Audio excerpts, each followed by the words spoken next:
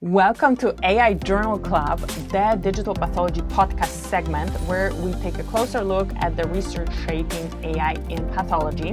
This episode is one of our AI-powered summaries series, AI-generated deep dive into a paper worth your attention. It's curated from our weekly DigiPath Digest live stream that I run every Friday morning. I'm Dr. Alex Żuraw, and this is your shortcut to stay current. Let's dive into it. You know, usually when we talk about a medical diagnosis, there is this built-in assumption of absolute precision. Right, like it's a math problem. Exactly. We treat it like engineering or something. You break your arm, the X-ray produces this jagged white line on a dark background, and the doctor just points to it. Broken or not broken, it feels entirely binary. Yeah, and the visual evidence in radiology often gives that illusion of objective certainty. But when you step out of the radiology suite and into the world of pathology, it's a whole different ballgame. It really is. That clean binary landscape just vanishes. We're looking at a diagnostic reality that is inherently murky. I mean, if you picture a modern pathology lab, you might imagine this quiet, serene environment with a scientist peering into a microscope. Again, in the movies. Right. But the physical reality is it's a flood. It is an endless river of glass slides, tissue samples, and a human being squinting through a lens trying to find a microscopic needle in a massive haystack. And that flooded, highly subjective reality is exactly the target of our discussion today. Welcome to the Digital Pathology Podcast, everyone. Glad to be here. For all the trailblazers out there, you know, the laboratory professionals, pathologists, and clinicians navigating this daily grind, our mission today is to unpack a massive journal club study that addresses this exact bottleneck. And it is a fascinating one. Oh, it's huge. We are diving into a groundbreaking paper from eClinicalMedicine, published recently in March 2026. The study is titled, let me get this right, Reliable Classification of Polyps Based on Artificial Intelligence, a development and validation study. Yeah, and we really have to highlight the international team behind this because it wasn't just a small local project. No, not at all. This was a massive collaborative effort. It was led by joint first authors Frida M.I. Julbø and Auden L. Henriksen, along with corresponding author Andreas Klepp. And they coordinated this impressive lineup, right, spanning institutions across Norway, the UK, and the Netherlands. Exactly. They are tackling a global healthcare dilemma that essentially sits at the intersection of, well, public health success and logistical failure. Right, because colorectal screening programs are actually highly effective. They are. They do exactly what they're supposed to do. They catch polyps early, they save lives. But the paradox of that success is that we are basically drowning our pathology labs in biopsies. Which is a good problem to have, in theory, but a nightmare in practice. Yeah. So the central premise of this paper is evaluating an AI system designed to safely clear over 50% of a pathologist's routine workload. 50%. Let that sink in. Right. While simultaneously acting as a safety net to catch the high-risk cancer cells that human eyes actually miss. And to really understand the magnitude of this problem, you have to look at the supply and demand crisis in gastroenterology right now. It's getting worse, isn't it? Oh, absolutely. Global populations are aging, and organized screening programs are expanding their reach. So we are fundamentally catching more polyps. Which means more slides. More slides, more data. Simultaneously, the pipeline of specialized gastrointestinal pathologists is shrinking. Oh, wow. So fewer experts. Exactly. We have an ever-increasing volume of highly complex visual data being routed to a dwindling number of human specialists. It's a bottleneck. And beyond just the sheer volume of work, the work itself is incredibly subjective. Diagnosing these polyps isn't like reading that broken bone on an X-ray we talked about. No, not at all. It's nuanced. Right. You could give the exact same borderline tissue slide to 3 different highly experienced pathologists, and you might get 3 slightly different interpretations. You might even get a different interpretation from the same pathologist, depending on, whether they view the slide fresh on a Monday morning or at the end of an exhausting Friday shift. Which is terrifying, honestly. It is. That intra and inter-observer variability is a known vulnerability in the field. Yeah. And it creates this urgent demand for automated, objective decision support tools. Which brings us to the star of today's show. This study introduces a tool named POLARIS. Yes, POLARIS. Which stands for Polyp Artificial Intelligence-Based Risk Classifier. Polaris separates itself from previous algorithms through its underlying clinical logic, specifically what we can call its 5-to-2 strategy. Yeah, let's break down that clinical logic, because handing a clinician a complex mathematical probability doesn't actually help clear their desk. They need actionable data. Right. There's an 80% chance of this or that isn't a diagnosis. Exactly. So Polaris initially classifies these digital whole slide images into 5 distinct biological classes. Yeah. These represent an increasing risk of malignancy. Okay, so 0 to 4. Right. Class 0 is your perfectly normal tissue, nothing to worry about. Class 1 is tubular adenomas with low-grade dysplasia. Okay. Then Class 2 steps up into tubulovillous adenomas with low-grade dysplasia, or some of the more tricky non-neoplastic polyps. Getting a bit more complicated. Yeah, Class 3 covers serrated polyps. And then Class 4 is the critical end of the spectrum. We're talking adenocarcinoma and high-grade dysplasia. So sorting them 0 to 4 is the technical achievement here. But the clinical application is how Polaris groups those 5 classes into just 2 highly actionable buckets, right? That's the brilliance of it. The first bucket is just called review. This captures classes 2, 3, and 4. So the bad stuff. Right. These are the increasingly abnormal, diagnostically challenging, or outright malignant findings. A specialist pathologist absolutely must lay eyes on these. No question. No question. The second bucket is no review required, and that covers classes 0 and 1. And grouping class 1 into that no review required bucket, that is the major differentiator of this research, isn't it? It's massive. Right. We have seen older AI models in this space, things like Coman or Iguana attempt to triage cases before. And they were more conservative. Extremely conservative. They played it incredibly safe. Yeah. They only excluded class 0, the completely undeniably normal tissues from the pathologist's queue. But Polaris is actively making the call to safely group tubular adenomas with low-grade dysplasia, that's class 1, into the no review bucket alongside the normal tissue. And from a clinical standpoint, that operational shift it cannot be overstated. It changes everything. Because tubular adenomas with low-grade dysplasia, especially the ones under 10 millimeters, they are incredibly common routine findings in these screening populations, right? Oh, they're everywhere. Yeah. And they possess a very standard, consistent cellular morphology. They look the same. And more importantly, finding one doesn't mean you rush the patient into surgery. No, not at all. They are associated with long surveillance intervals. Finding one usually just means putting the patient on a schedule for a follow-up colonoscopy in, say, a few years. It does not trigger an immediate aggressive oncology intervention. You know, it makes me think of designing a hospital triage system. Okay, how so? Well, a highly inefficient triage system would only send the perfectly healthy people home. And then it would force everyone with a scraped knee to sit in the waiting room right next to the patients having heart attacks. That's a great analogy. Right. By recognizing that small tubular adenomas with the low-grade dysplasia are essentially the routine scrapes and bruises of gastroenterology, Polaris suddenly clears out the bulk of the waiting room. It just empties it. Yeah. It leaves the highly trained specialists to focus their cognitive energy entirely on the complex cases in the trauma ward. But, building a triage system, that reliable one that clinicians can actually trust to dismiss cases, it requires an unprecedented amount of training data and a highly sophisticated architecture. I was going to say, you can't just throw a few hundred images at an algorithm and call it a day. Definitely not. The development data set they utilized to build Polaris contained 15,079 whole slide images. Wow, 15,000. From nearly 3,000 patients participating in the UK bowel cancer screening program between 2014 and 2018. And handling 15,000 whole slide images, that requires serious computational power. I mean, for you trailblazers listening, these are not standard iPhone photographs. Far from it. These are massive gigapixel images of tissue.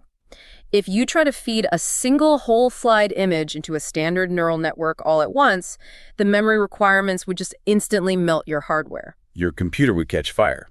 So, to solve that hardware constraint, the researchers utilized an open-source foundation model called H-Optimus-0.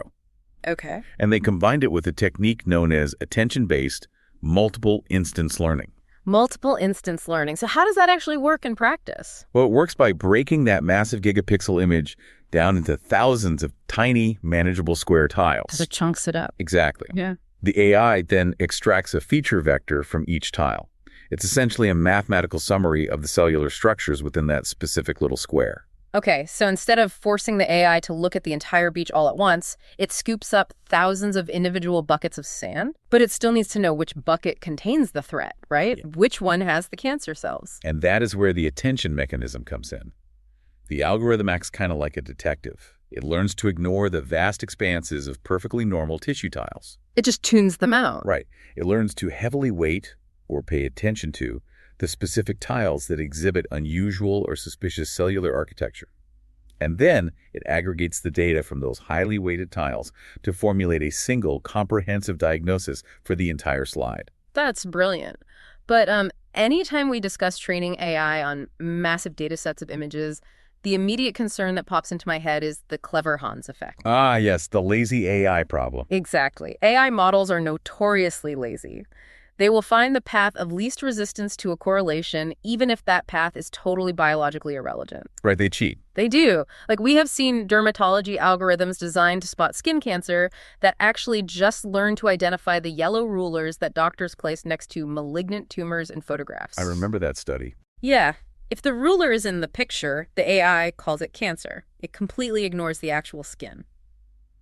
So in digital pathology, what is the equivalent of that yellow ruler? In digital pathology, the yellow ruler is almost always the scanner used to digitize the slide. The actual machine. The machine itself. The physical slides in this UK dataset were digitized using two completely different commercial scanners. The Leica Aperio AT2 and the Hamamatsu NanoZoomer XR. Okay, two different brands. Right. And every brand of scanner leaves a subtle, non-biological digital fingerprint on the image. They have different color profiles, different contrast leveling, different sharpening algorithms. Oh, I see. So if the Aperio scanner was used slightly more often for the cancer slides, just simply by coincidence, the AI would just learn to look for the Aperio color signature. Exactly. It would act like a camera critic. It would be reacting to the Instagram filter applied to the image rather than the actual tissue biology. That's a huge flaw. How do we trust that Polaris isn't doing exactly that? Well, the researchers anticipated this exact vulnerability, and they applied a brilliant technical fix during the training phase. What did they do? They utilized an image registration tool called Elastics. They took a subset of slides and scanned them on both machines. Oh, clever. Very. Then, using Elastics, they perfectly aligned the two digital versions down to the micrometer. This allowed them to extract matched tiles. So they had the exact same physical piece of tissue digitized by two different scanners side by side. Wow. So they built a perfectly controlled A/B test directly into the training loop. That's exactly what it is. You feed the AI, the Aperio tile, and the NanoZoomer tile of the exact same cells. And then what? How do they force it to ignore the colors? They added a specific penalty term to the algorithm's loss function based on those matched tiles. If the AI analyzed the Aperio tile and the NanoZoomer tile and produced different risk scores, the algorithm was heavily penalized mathematically. So it gets slapped on the wrist? Exactly, a big mathematical slap. So the AI quickly learned that relying on color profiles or contrast differences resulted in failure. It was forced to abandon the scanner's digital fingerprint and focus entirely on the underlying biological morphology. That is so elegant. Testing that theory and validation must have been incredibly satisfying. I mean, if the penalty worked, the model should produce basically identical results regardless of the machine. And the results were definitive. During validation, Polaris achieved a 97.93% agreement in its predictions across the two different scanner types. That's practically identical. It is. The model proved to be extraordinarily robust against non-biological information. Okay, so having a model trained to ignore the camera and focus on the cells across 15,000 slides is a great foundation. But the real world of clinical pathology is messy. Oh, very messy. Taking an algorithm out of its development sandbox and exposing it to totally unseen data, that is the ultimate trial by fire. Because if the model was overfit to the specific staining protocols of that one UK lab, it would just fall apart externally. Which is why the external validation in this paper is so critical. The study utilized two distinct arenas for external validation. Okay, what were they?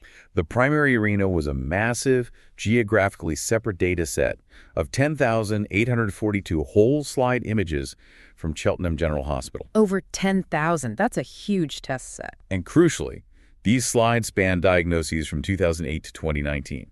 So the AI had to successfully analyze over a decade of changing lab protocols, fading stains, varying slide preparation techniques, all of it. A real-world gauntlet. What was the second arena? The second was a specialized external test set of 495 slides from the University Medical Center Utrecht in the Netherlands. Okay, testing in a different country introduces entirely new patient demographics and lab standards. But why isolate those specific 495 slides from Utrecht? Was there something special about them? Yeah, that Utrecht cohort was specifically curated to have a high proportion of high-grade dysplasia cases. Oh, I see. It was a targeted stress test.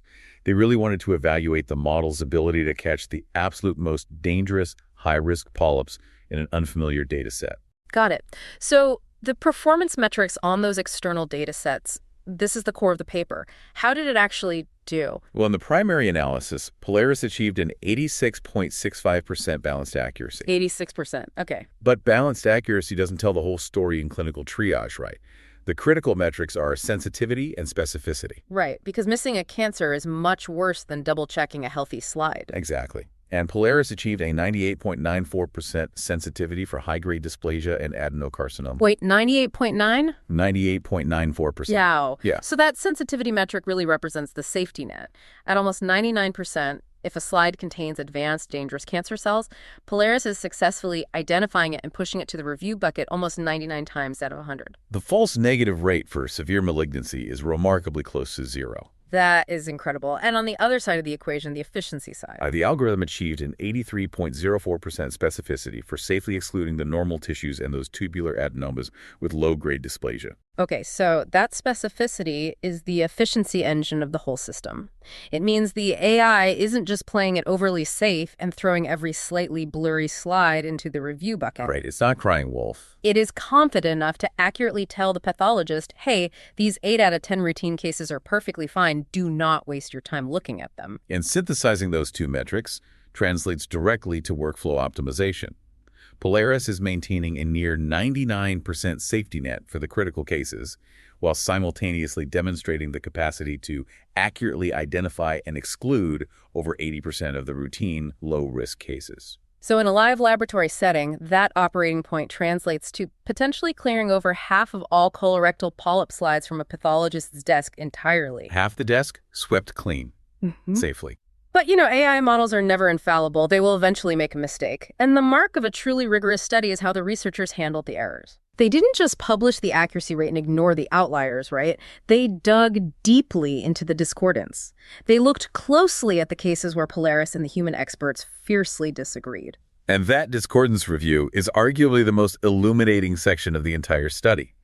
The research team isolated 40 highly contentious cases from the validation set. 40 cases. Right. These were cases where Polaris aggressively disagreed with the original clinical diagnosis, meaning the diagnosis that was recorded in the patient's actual medical record. The diagnosis we generally accept as the ground truth. So they took these 40 slides, and what did they do? They handed them to 3 independent expert pathologists for a blinded consensus review. Okay, I love this setup. So the AI flags a slide as cancer.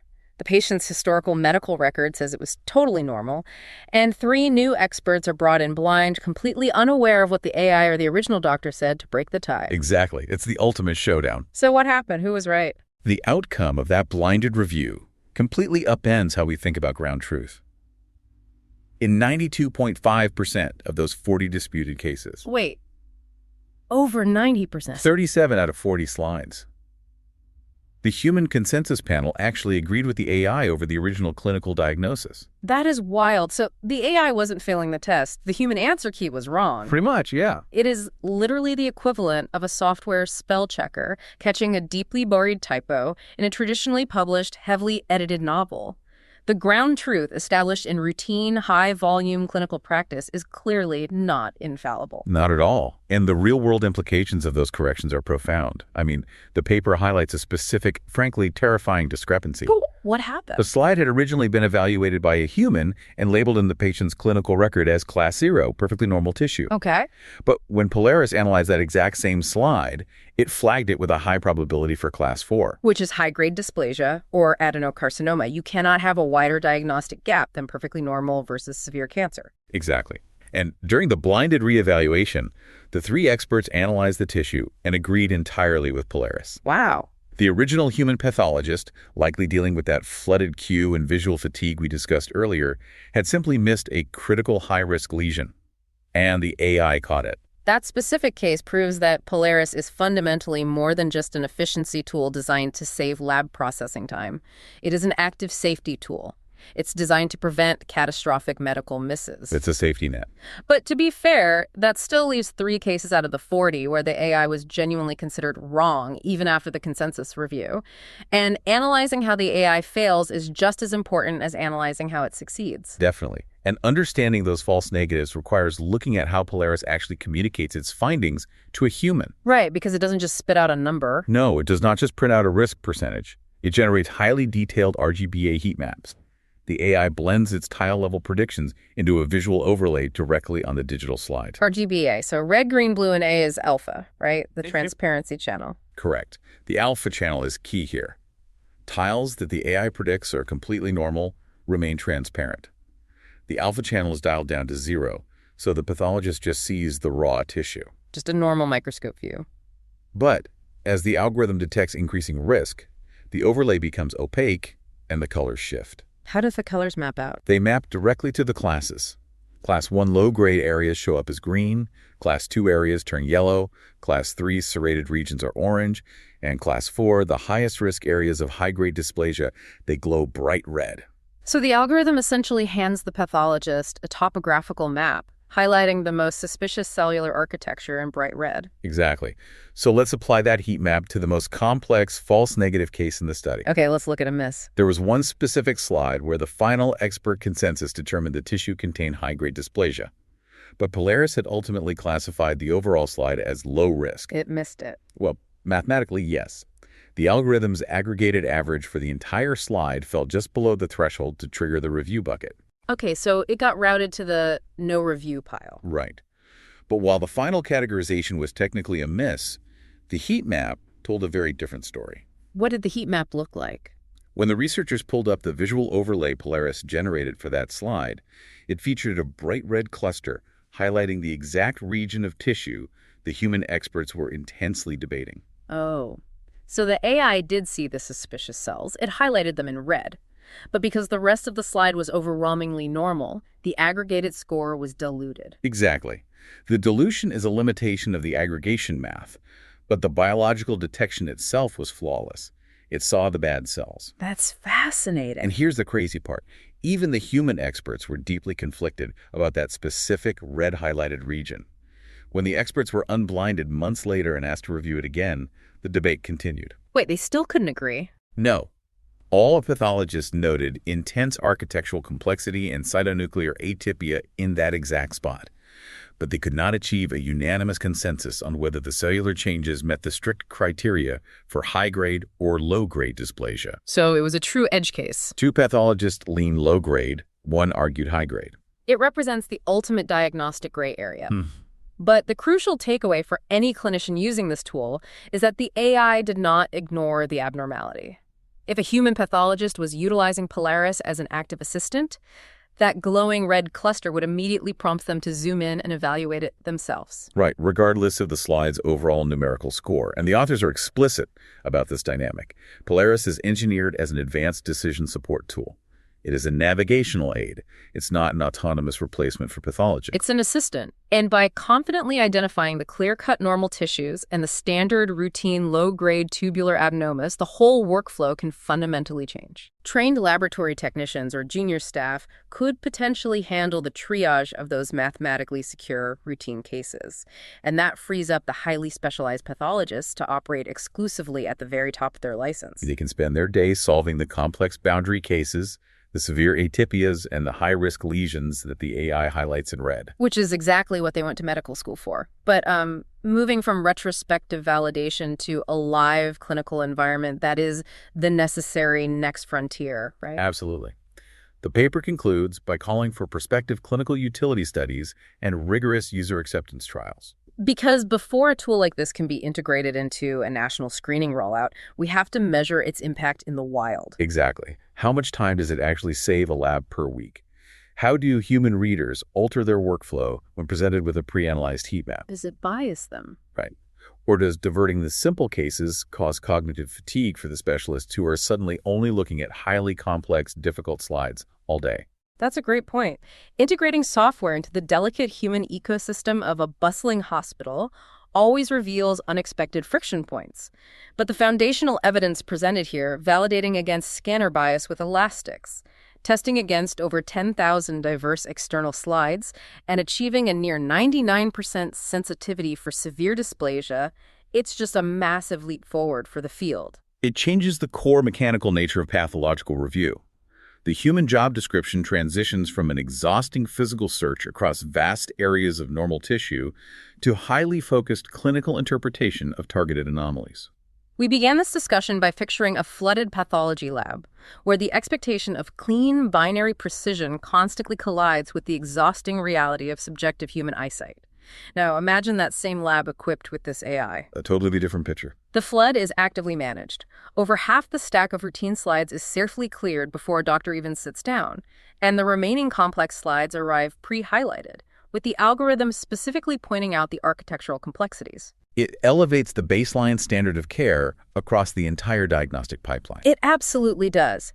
And that leaves us with a final provocative thought for all you trailblazers to consider as you head back to the lab or clinic.